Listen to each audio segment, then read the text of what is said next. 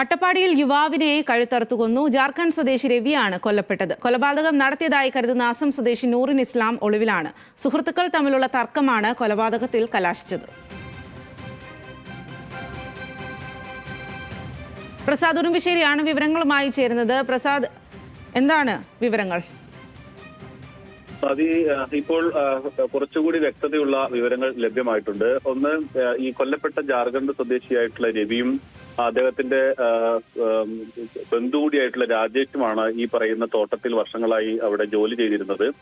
ഇവർ അവധിക്ക് പോകുന്നതിന് വേണ്ടി കഴിഞ്ഞ 4 ദിവസം മുമ്പ് അസം സ്വദേശിയായിട്ടുള്ള നൂറുൽ ഇസ്ലാം, അതോടൊപ്പം അദ്ദേഹത്തിന്റെ ഭാര്യ എന്നിവർ 4 ദിവസം മുമ്പ് ഈ തോട്ടത്തിൽ തൊഴിലിന് വേണ്ടി എത്തിയിരുന്നു.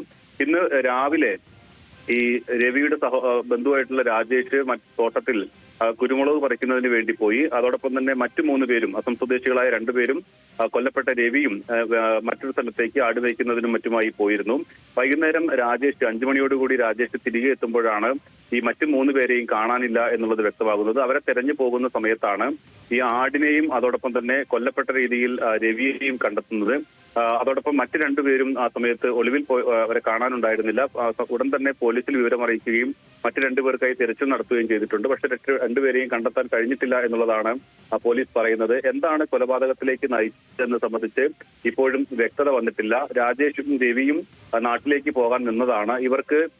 ഇവരുടെ പണിക്കൂലിയും മറ്റും കഴിഞ്ഞ ദിവസമാണ് കൊടുത്തത് എന്നുള്ളത് അവിടുത്തെ ആളുകൾ പറയുന്നുണ്ട്. അതുകൊണ്ട് തന്നെ ഏതെങ്കിലും തരത്തിൽ ഈ പണം കൈക്കലാക്കാൻ വേണ്ടി നടത്തിയ കൊലപാതകമാണോ, മറ്റെന്തെങ്കിലും തരത്തിലുള്ള വൈരാഗ്യം ഇയാളുമായി ഉണ്ടായിരുന്നോ എന്ന് സംബന്ധിച്ച് ഇനിയിപ്പോൾ പ്രതികളെ കിട്ടിയാൽ മാത്രമാണ് വ്യക്തത വരികയുള്ളൂ. എന്തായാലും രാവിലെ ഇവരോടൊപ്പം പോയതാണ്, സ്വദേശികളോടൊപ്പം തന്നെ തോട്ടത്തിൽ പണിക്ക് പോയതാണ്.